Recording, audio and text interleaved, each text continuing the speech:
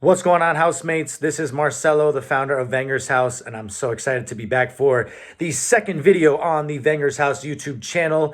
Now, I know it might look like I conveniently missed our 2-0 loss at Bournemouth. I did film a video to upload here for the game after the result, but I did go on holiday shortly after, and so I wasn't able to upload it or give it the same attention that I would have hoped to. I was also extremely angry and upset when filming the video, so it would have been a very downbeaten vibe. And I'm not going to hide from that moving forward because you got to be real about how you're feeling, especially after a performance that pathetic, for a lack of better words. I won't talk about it too much, but obviously in the context of today, where I'm going to be talking about Liverpool's match coming up on Sunday, the real talking point is after the loss itself. The fact that William Saliba is suspended for the Liverpool game. And so that is really, a huge point to be made about what we're going to look like in terms of our starting 11 against Liverpool. So, yes, I was as upset as all of you with that result. But we're going to just jump right into the topic for today, of course. And so all of our issues really stem from what our back four is going to look like. Well, the main issues, right? Because, of course, we saw midweek in our win, our uninspired win against Shakhtar Donetsk in the Champions League, that Riccardo Calafiori came off injured with what looked to be a pretty scary knee injury.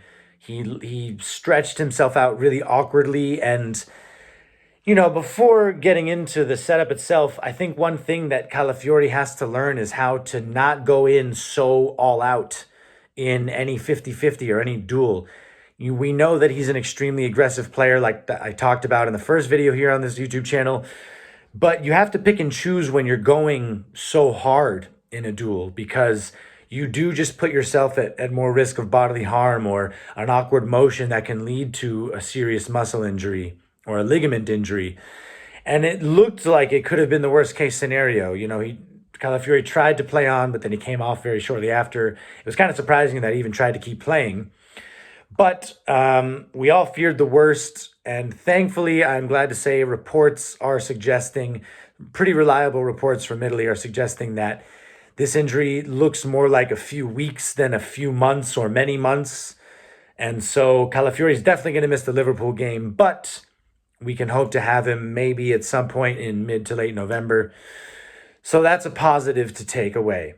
But of course, though, you're now looking at a team that does not have Saliba available, nor Calafiori, and based on, the last few games, Jurrien Timber has continued to be absent from our matchday squad.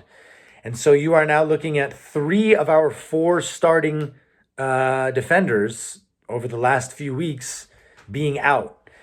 And so Mikel Arteta now has so many chess pieces to move around ahead of a visit from the league leaders in Liverpool, who are looking like a really strong side under Arne Slot, which is, you have to give him credit because this is his first season in charge. And he's doing really well so far. They've lost 1 game in the league. They've only conceded 2 goals.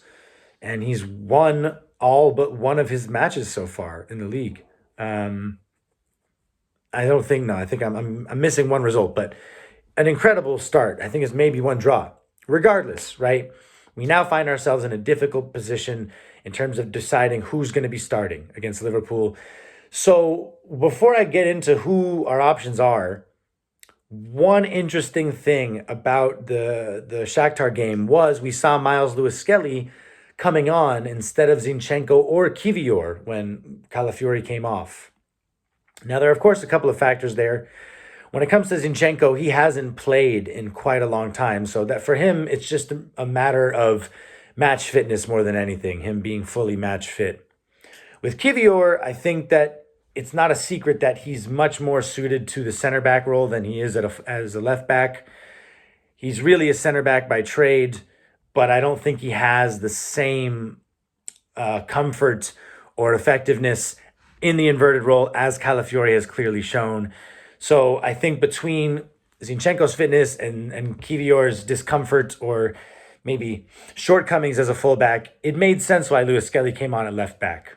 The reason I've used him in the thumbnail for today's video is I selfishly want to see Lewis Skelly starting against Liverpool. Now, I know it's perhaps unfair to him.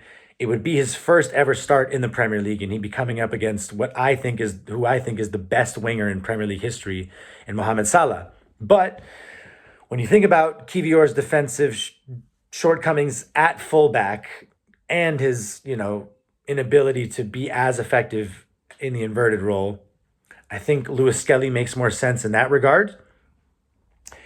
And Zinchenko has, again, not played even coming in off the bench in a long time. So to then ask him to start against such a strong team as Liverpool and Salah, who we've already seen get the better of Zinchenko before, I think that Lewis Skelly is a better defender than Zinchenko, and he's better in the inverted role than Kivior. Now, you can definitely argue that maybe Zinchenko, what he offers on the ball, makes up for his defensive shortcomings, especially if we go with a really defensive midfield setup. But one, we saw what that defensive midfield setup did for us against Bournemouth. We had no attacking spark at all, and it was largely because of that midfield Mikel Arteta went with.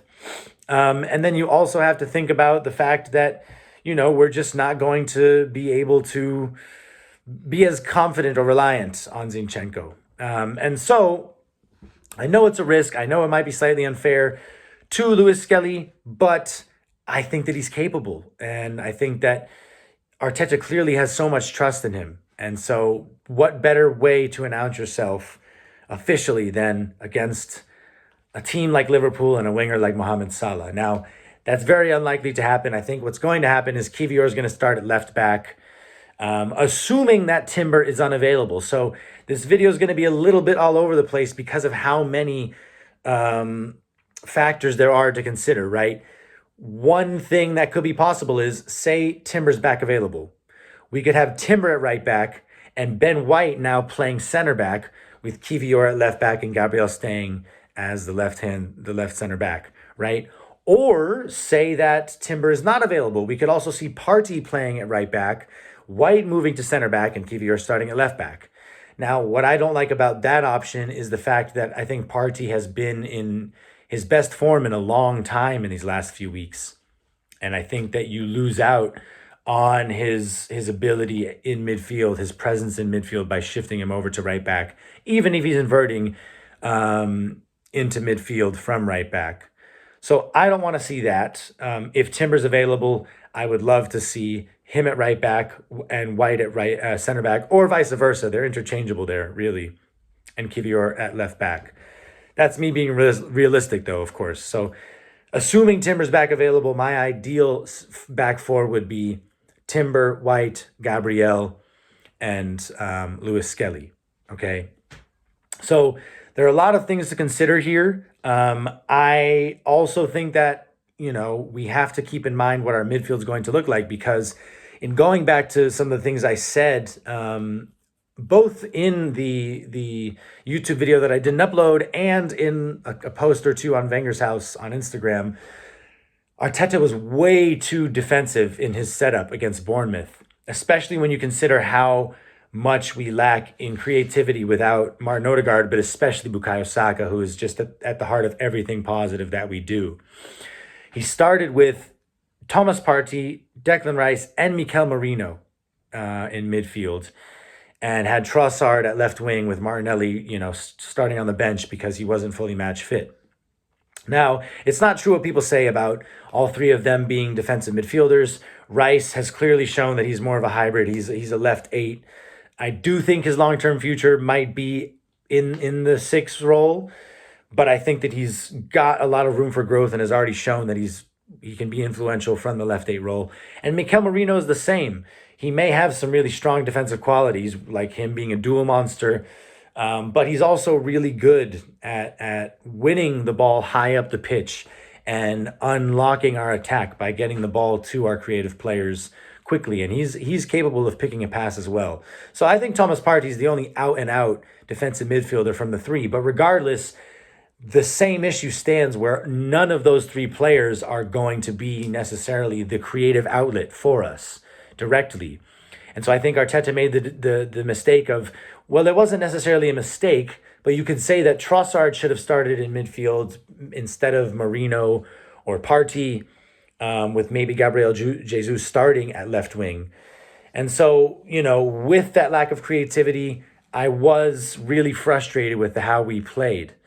And so he's going to have to be a little bit more adventurous. I think that, when you let Fabio Vieira and Emil Smith Rowe go in the summer and Ethan Wanieri inherently becomes the next guy up in terms of our creative outlet after Martin Odegaard, it's hard to explain why he got as few minutes as he did, and he came on only after the game was really out of reach at 2-0 with, just about 10 minutes left in the game. And so Arteta needs to be a little bit more adventurous. Now, you could argue, obviously, that if there's a game to be more defensive, it is against Liverpool, but still, if we want to win the league, we're at home. We can't be setting up ultra defensively against another title contender, the best team in the league so far this season, right? And so I really hope that Arteta is willing to let go a little bit. And obviously now with Martinelli fully fit, I do think we're going to see one of, I think it's going to be Marino that sees the bench again. I think we're going to have a midfield of Rice, Partey, and Trossard with Martinelli starting out on the left wing. Obviously, we're still missing Bukayo Saka, but I think that at least having Trossard in midfield will help us a little bit. I would love to see Ethan Wanieri starting, even over Trossard, but again, like in a game this big, I do think sort of in the same light of Lewis Skelly's situation, I think it is a little bit more realistic that we see, Trossard starting. So again, it's going to be really tricky to see what happens, and a lot of this depends on whether or not Jurrien Timber's going to be back fit. He hasn't played in the last couple of games, so even then, we're throwing him back into the fire against a really high intensity and sharp team. So big decisions for Mikel Arteta to make. Apologies if this has been a little bit more scattered. It's really just because there are so many different things to consider when we look at how Arteta might set up, right? So before I end today's video, I do want to introduce, a segment that is pretty common amongst a lot of YouTubers, Arsenal YouTubers as well. I wanted to give you the chance to submit a couple of questions on Wenger's House on the Instagram page to me to discuss in this video. And so I received 2 questions. The first question being from Panayotis Nicolaou, and that was, your expectations on this year based on our appearances so far, lack of squad depth, and Sterling. So my expectations for this season are certainly that we win a trophy or 2. Whatever the trophies might be, we now are in a position where we need to start winning trophies, especially if we want to keep this young and growing core of really talented players together. Because there's only so much more time that can pass before we really have something to show for the money we've spent, the quality of players we have, and the clear rising in talent, in performance over the last few seasons, where we've continued to amass more points in the Premier League. We're back in the Champions League. We got to the knockout stage of the Champions League, but we're still falling short in the FA Cup, in the Carabao Cup. And, we really need to try to get it over line in the Premier League. I still believe we can win the Premier League this season, but that's going to be dependent really more than anything on the fitness of Bukayo Saka and our discipline as a team. The red cards we've gotten, yes, the Declan Rice card was absurd. Yes, the Leandro Trossard second yellow card as well was pretty questionable, but I think in that case, Trossard could have been a little bit smarter given how much the referees tend to look at us and try to, make us pay a little bit unnecessarily in comparison to how they treat other teams, right? And then the Saliba red card, of course. That wasn't so much Saliba's fault as it was Trossard's awful back pass, but even Saliba could have, in that split second, made the decision to just try to catch up or let Bournemouth through on goal and hope that David Raya can make a save, because I think that would have probably been less costly than losing him for Liverpool and, just having 11 men to try to scrape make a comeback in that game. So between this fitness of, obviously, our defenders like Timber and Calafiori as well, but also Bukayo Saka, I think we're capable of winning the Premier League, but we need to win the FA Cup or the Carabao Cup, and again make a deep run in the Champions League. Hopefully the quarterfinals, or sorry, hopefully the semifinals, if not the quarterfinals again. And our lack of squad depth, I kind of talked about it earlier on in this video, right? We have great defensive depth. It's just this sudden flurry of injuries that's making it look as though we don't have that depth. For me, it's really more so about our midfield and Arteta's reluctance to use Waneri with Vieira and Smith Rowe now gone. It doesn't make sense for him to still be so hesitant to give him some serious minutes when we need a creative player in there, which is compounded, the need of it being compounded by Odegaard and Saka being absent. My thoughts on Sterling. I don't think that he looks very sharp. I don't think that he looks like the player that, he's shown he can be in his time, well, way back at Liverpool, but obviously mainly in Manchester City. Even in moments at Chelsea, he had a decent output despite Chelsea being a little bit of a chaos in terms of that squad that he was a part of. I just think that it's tough knowing that it's a 6-month loan to expect him to, he won't have the time to find his feet in the way that Kai Havertz did. And of course, Kai Havertz is in a very different position in his career where he has a lot to prove. And whereas Raheem Sterling has already proved it all and he doesn't necessarily have that hunger. Now that's a little bit too cliche perhaps, but I do think that in terms of what Havertz has to offer to this team, it's much clearer than what Sterling does. And of course, no one's going to be able to fully match the level of Bukayo Saka or even come close to it because he is one of the best players in the world and one of the best players in the league and in Arsenal. So it's really tricky there, but I do think that I'd rather see Gabriel Jesus starting at right wing than Raheem Sterling against Liverpool. So thank you for that question, Panayotis or Nicolau, if that's the first name. Sorry, I don't know which one comes first. And then Sear or Siri, I think Sear, thank you for your question as well. Do you think Arteta's urge to get Marino into the team has affected the team recently? I do think so, yes. And I don't think it's a matter of, or I don't want to frame this in a way that's blaming Marino, sorry. I think it's more so just, like I said earlier, us having 3 players who lack in that innate creative ability that really made us slow in our build-up play, in our attacking style, or our ability to threaten Bournemouth's goal. And so I do think, like I said earlier, Marino's going to get dropped for this game. Not to be harsh by using the word dropped, but I think it's going to be Partey, Rice, and Trossard in midfield this time around. And there will obviously be games where Marino should and could start, if Partey needs to. Oh, sorry, I didn't even mention the option of Partey. Oh, I did. I don't think Partey should play right back. I like him in midfield.